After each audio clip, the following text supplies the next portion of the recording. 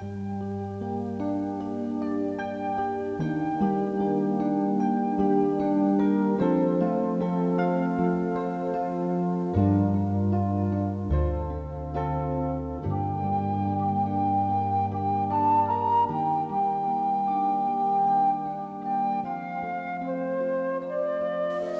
में प्यारे भाई और बहनों, आदि जीवन का स्पिरिचुअल टॉक में आपको हार्दिक स्वागत है।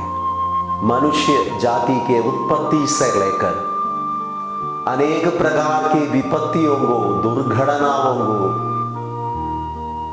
मानव जाति सामना किया है। मानव जाति के इतिहास में मनुष्य अनेक प्रकार के मैन मेड और नेचुरल कैलामिटीज को सामना करके मनुष्य अभी तक पहुंच गया है। मनुष्य ये विपत्तियों को सामना किया, सर्वाइव किया। इसलिए मनुष्य जाति का जो इतिहास आदि जीवन का भी एक इतिहास है। इसलिए डार्विन, चार्ल्स डार्विन अपने एवोल्यूशन थियरी में एक पॉइंट है, survival of the fittest. Charles Darwin का एवोल्यूशन थियरी में एक पॉइंट है, सर्वाइवल ऑफ द फिटेस्ट। एक स्पीशीज में जो बलवान है, जिसको ताकत है, वो प्रतिकूल परिस्थिति को सामना करके सरवाइव करेगा। एक स्पीशीज में जो बलवान है, जो ताकत वाला है, वो सरवाइव करेगा। यही थियरी है, सर्वाइवल ऑफ द फिटेस्ट। लेकिन बाइबल एक जनता का अधिजीवन का कहानी हमें बता रहे हैं। सर्वाइवल ऑफ इस्राएल, अनेक राष्ट्रों के बीच में, अनेक प्रकार के लोगों के बीच में इस्राएल ने सर्वाइव किया। उस इस्राएल फिट होने का कारण नहीं, सभी राष्ट्रों से अधिक इस्राएल शक्तिशाली नहीं थे। इस्राएल के पास मॉडर्न वेपन्स नहीं थे। इस्राएल दुर्बल थे। लेकिन इस्राएल ने ये सभी विपत्तियों को सामना करके सर्वाइव किया, क्योंकि उनके इतिहास में सर्वशक्तिमान ने हस्तक्षेप किया था। इस्राएल के इतिहास में सर्वशक्तिमान प्रभु ने प्रकट रूप से हस्तक्षेप किया था। God intervened in the history of Israel. Israel survive होने का, इस्राएल का अधिजीवन का रहस्य, पहला रहस्य यही है, God intervened in their history. प्रियजनों, जैसे हम मनन चिंतन करने जा रहे हैं, आज मनन चिंतन के लिए मैंने ये बाइबल भाग लिया, उत्पत्ति ग्रंथ अध्याय 7। उत्पत्ति ग्रंथ अध्याय 7, जल प्रलय को कैसे मनुष्य सर्वाइव किया।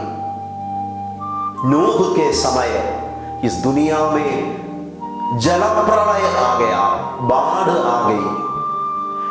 ये जल प्रलय के कारण अनेक लोग मर गए, सृष्टा वस्तुओं को नुकसान हुआ। लेकिन ये विपत्तियों के बीच में नूह और उसके परिवार सर्वाइव किया। ईश्वर के आदेश के अनुसार नूह एक जहाज बनाते हैं। वो जहाज में नूह अपने परिवार के साथ प्रवेश करते हैं। ईश्वर के आदेशानुसार नूह जंतु जानवरों से दो करके नर और मादा को घुसाते हैं और नूह के परिवार के साथ क्रिएशन भी बज जाते हैं। प्रियजनों, मनन चिंतन का विषय है जल प्रलय से नूह और उसके परिवार को सर्वाइव करना प्रभु चाहते थे, बचाना प्रभु चाहते थे, लेकिन ये सृष्ट वस्तुओं को क्यों ये जहाज के अंदर घुसाने के लिए ईश्वर ने आदेश दिया? सोचने की बात है। The survival of man to a great extent in this world depends upon creation. हमें सर्वाइव करने के लिए वायु चाहिए, हमें सर्वाइव करने के लिए पानी चाहिए, हमें पेड़ पौधाओं की जरूरत है, भोजन की जरूरत है। प्रियजनों, बाइबल एक रहस्य हमारे सामने प्रस्तुत करना चाहते हैं। Cutting ourselves away from creation, creation को नुकसान पहुंचाते हुए हम ज्यादा समय सर्वाइव नहीं करेंगे। क्रिएशन को लूटते हुए, एक्सप्लॉइट करते हुए हम ज्यादा समय इस दुनिया में सर्वाइव नहीं करेंगे। इसलिए जैसे नूह और उसके परिवार को सर्वाइव करना, बचाना प्रभु चाहते हैं, उनके साथ प्रभु जंतु जानवरों को भी, पक्षियों को भी, और इस दुनिया में जो क्रिएटेड थिंग्स है उनको भी प्रभु बचाना चाहते हैं। Saving the creation along with human beings. आज सर्वाइवल के विषय में हम जैसे मनन चिंतन करते हैं, बाइबल हमें याद दिलाते हैं taking care of the nature is important for human survival.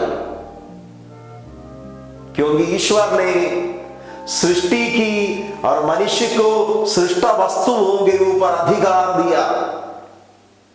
कलीसिया की शिक्षा है इस नेचर को, इस दुनिया को, सृष्ट वस्तुओं को प्रोटेक्ट करने का एक गार्डियन का अधिकार ईश्वर ने मनुष्य को दिया है। इसलिए संत पापा का कहना है कि नेचर को यदि हम एक्सप्लॉइट करेंगे, नेचर को हम लूटेंगे, और नेचर इस दुनिया के सृष्ट वस्तुओं का दर्द यदि हम समझने में असमर्थ हो जाते हैं, नेचर रिएक्ट करेगा, नेचर रिएक्ट करेगा। हम आज जैसे सर्वाइवल के विषय में मनन चिंतन कर रहे हैं, सृष्ट वस्तुओं को संभालने का, सृष्ट वस्तुओं को बचाने का,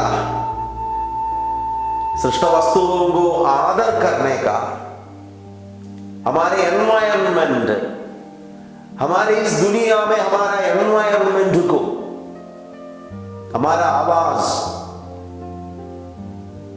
हमारा बायोडाइवर्सिटी, हमारा पेड़ पौधाएं, पानी, यदि हम ये सब कार्यों को दूषित करते हैं,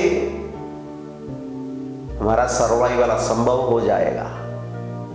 आइए, सर्वाइवल का ये पहला टिप है रिस्पेक्टिंग द नेचर।